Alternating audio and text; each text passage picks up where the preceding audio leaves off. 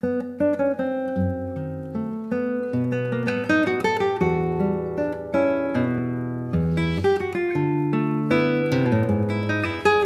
de nosotros no ha sido seducido por el tañido de una guitarra? La guitarra, siempre presente en serenatas y en orquestas, acompañando a toda clase de instrumentos y cantando sola, ha sido una constante en la historia musical de nuestro país y de América Latina. Y una constante también en España, país desde el cual llegó a tierras americanas y donde consiguió su última y definitiva transformación, hasta convertirse en lo que hoy día conocemos. Por eso en España la cantaron sus poetas, uno de ellos, Federico García Lorca.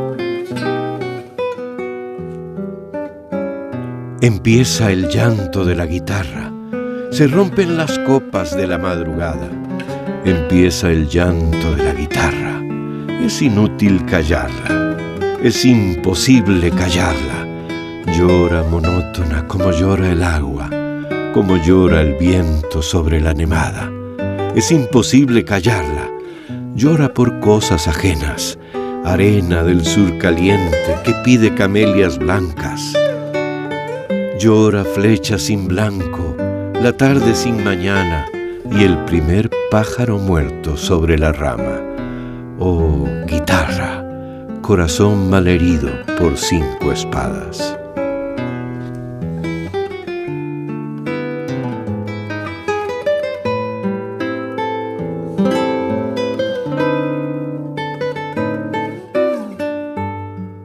Descendiente de la vihuela y no del laúd, como antes se afirmaba, parece que en sus inicios estuvo ligada más a la diversión popular que a la música culta. Quizá por eso algunos compositores la despreciaron. Sin embargo, otros como Paganini, Rossini, Schubert y Berlioz la admiraron y además la ejecutaron.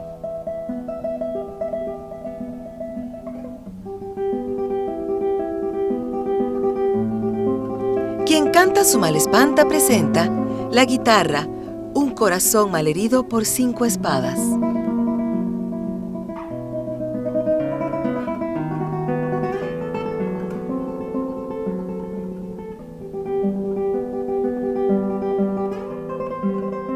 En nuestro país se tiene noticia de la guitarra desde el siglo XVIII. Por aquellos años llegó a Cartago procedente de Panamá José María del Valle, quien contrajo matrimonio en 1795 con Josefa Calderón. Se sabe que enseñó a varios cartagineses a tocar la guitarra leyendo una partitura, y a Ubaldo Pereira le enseñó a fabricar toda clase de instrumentos musicales de cuerdas. Ya en el siglo XIX, gracias al testimonio del viajero Maurice Wagner, se sabe que incluso se fabricaban guitarras toscas en nuestro país. El día de mercado semanal hay ya desde las 7 de la mañana mucho movimiento en la plaza principal. Tejidos de palma para cobijas, sombreros, rosarios, hamacas tejidas y guitarras toscas son hechas por indios sedentarios y medio civilizados. Al respecto nos comenta Randall Dormon Herrera, autor del libro La guitarra en Costa Rica, lo siguiente. Entonces resulta que en uno de los testimonios de viajeros que pasaron por el siglo XIX por acá en Costa Rica, existe el testimonio de que iba al mercado y veía a los indígenas vendiendo guitarras, que decía que eran hechas de forma muy rústica, pero entonces ya eso denotaba la procedencia del instrumento, es decir, alguien tuvo que enseñarle a los indígenas a realizar el instrumento, a la construcción y por lo tanto también la ejecución. Entonces ya desde ahí podemos entrever que la guitarra sí, pues entonces fue traída por los españoles, ¿verdad? La documentación exacta de que haya traído tal o cual número, no, eso pues no, ¿verdad? Pero entonces ese, digamos, fue el primer ya verificación de que sí fue traída con los españoles. Como podemos notar, la guitarra nos ha acompañado a los costarricenses desde nuestros primeros años como nación. Sin embargo, debido a las precarias condiciones económicas de nuestro país en aquellos años, su ejecución se dio sobre todo en torno a la música popular. Conforme pasaron los años y se produjeron cambios sustanciales en muchos ámbitos de nuestra sociedad, la guitarra pasó a ser adquirida por un sector más amplio de la población. Así se llevaron a cabo veladas artísticas y conciertos, tanto en el ámbito privado como público, donde estuvo presente la guitarra. Un caso excepcional, sin embargo, fue el del guitarrista alajuelense Abelardo Álvarez, quien produjo muchos arreglos y obras originales para este instrumento, afirma Randall Dormon Herrera en su libro La guitarra en Costa Rica. Abelardo Álvarez Berrocal, conocido como Lalo, nació en Alajuela el 23 de septiembre de 1895.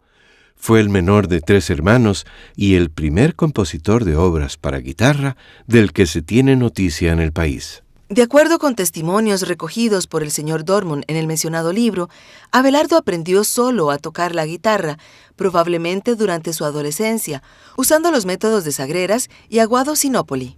Se sabe también que tuvo amistad con compositores como Jesús Bonilla, Gonzalo Sánchez Bonilla y William Fernández Rote. Pero antes de seguir con más datos de este compositor, le invitamos a escuchar una obra suya, Magnolia, una mazurca romántica de concierto.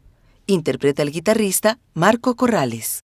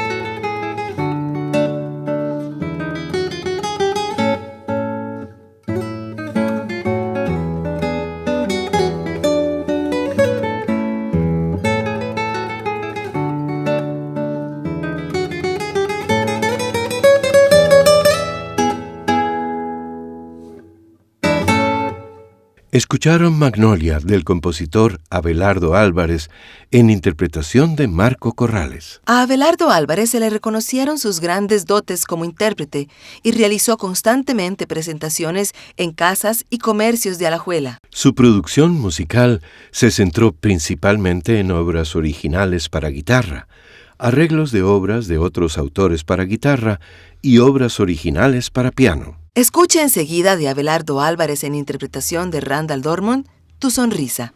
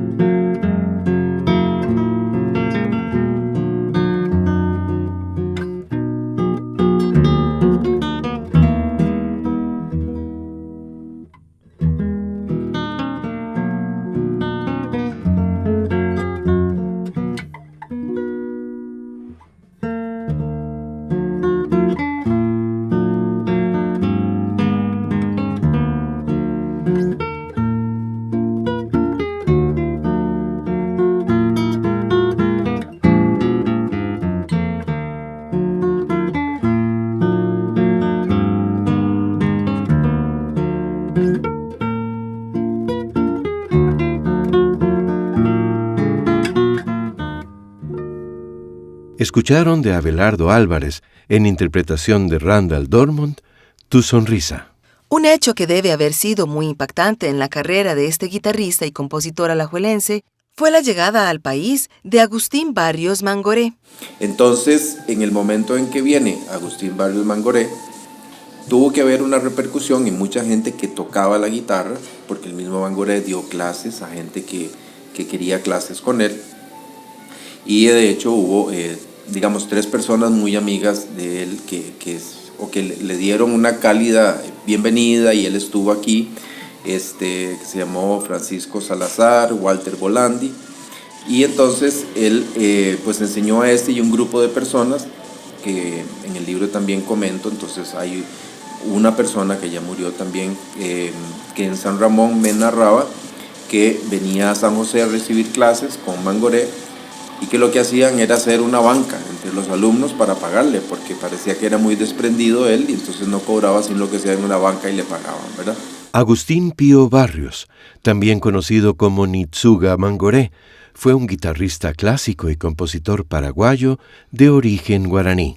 Nació el 5 de mayo de 1885 en San Juan Bautista de las Misiones, Paraguay, y falleció el 7 de agosto de 1944 en San Salvador, El Salvador. Fue miembro de una numerosa familia con gran interés en la música. Sus 7 hermanos tocaban un instrumento cada uno y formaban la orquesta Barrios. John Williams, quien ha grabado casi toda la obra de Barrios, dijo de él: como guitarrista-compositor, Barrios es el mejor entre todos. Su música tiene las mejores formas, es más poética, es más todo. Y es más de todo en un sentido sin tiempo. Por eso pienso que es un compositor más significativo que Sor o que Mauro Giuliani, y más significativo como compositor para la guitarra que Héctor Villalobos. Entre 1932 y 1934, Barrios dio presentaciones en Venezuela, Trinidad, Panamá, El Salvador, Colombia, Costa Rica, México, Guatemala y Honduras. En 1978, don Juan de Dios Trejo Solano narró su experiencia como testigo del inolvidable concierto del famoso guitarrista paraguayo Agustín Barrios Mangoré en el Teatro Apolo de Cartago, Costa Rica, en el año 1933. Escuche un emotivo fragmento de este testimonio. La guitarra aquí recibió, podemos decirlo, como un acontecimiento artístico de la mayor cumbre, del mayor rango histórico que puede tener Cartago. La guitarra recibió una especie de impacto desconcertante. En esa época, 1933, una vez aparecieron unos programas con un indio guaraní metido dentro de la boca de una guitarra, en las ventanas de las librerías y de las pulperías, y anunciaban en el Teatro Apolo un gran concierto. Finalmente, ante la ansiedad de un público que esperaba desesperadamente, se presentó en el centro del escenario un indio, con las plumas, con todo el ropaje de un cacique guaraní. Pues cuando ese indio extraño se sentó, yo sentí una cosa completamente diferente a lo que había visto anteriormente. Todo el público comenzó a creer que debajo del escenario había un piano, porque no podía ser de otra manera. Se oían los arpegios de un piano y una melodía como de violín, llevada en las cuerdas de la guitarra. Yo le miraba la mano a ese hombre, ¿verdad? Pero después me puse a pensar que cómo podía haber una coordinación musical tan maravillosa y tan exacta con un hombre con piano debajo del escenario que no pudiera ver. Eso no era posible. Al rato yo me convencí de que no había tal piano. Esos arpegios maravillosos salían de la guitarra. Y la melodía como un arco de violín salía de la misma guitarra.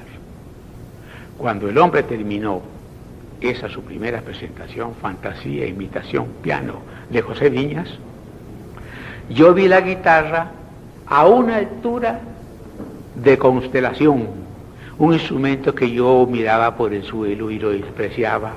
Lo vi a una altura tan grande que no puedo describir. Finaliza don Juan de Dios contando que al final del concierto la gradería silbaba a los guitarristas que estaban allí y les preguntaban: ¿y de ahí? ¿Ustedes qué van a hacer ahora? Mangoré estuvo al menos 2 largas temporadas en Costa Rica, la primera en 1933, de abril a junio, y la segunda, aún más extensa, de agosto de 1938 a julio de 1939. En nuestro país realizó conciertos en los principales teatros de San José y en provincias, actuó en galas de beneficencia, dio clases y se dedicó a la composición. Así es, compuso una obra que se titula Variaciones sobre el punto guanacasteco, de gran complejidad técnica, como un agradecimiento a nuestra patria. Escúchala interpretada por Carlos Pérez.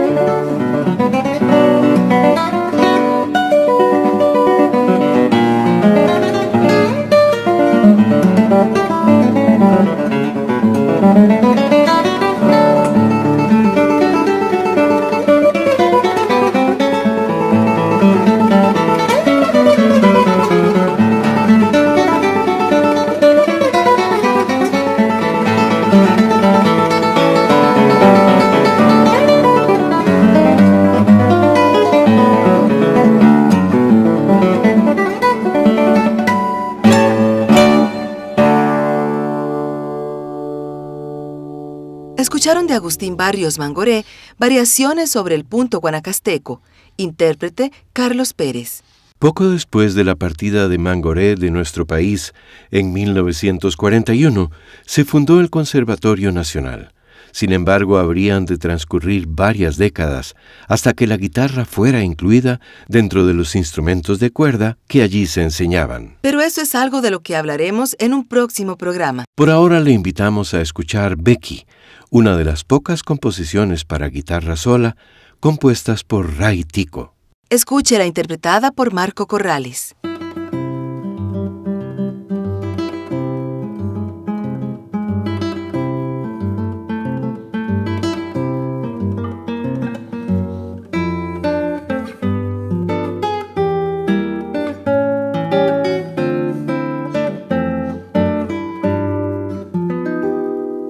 Hoy en día la guitarra en Costa Rica tiene grandes intérpretes y compositores. Carlos Castro, por ejemplo, se hizo acreedor a un Grammy por su Concierto del Sol para guitarra y orquesta, y el Festival Internacional de Guitarra de Costa Rica ha vuelto a renacer con gran ímpetu y calidad. La guitarra sigue siendo parte importante de nuestra música, como lo fue desde principios del siglo XIX y como seguramente lo será por muchos años más.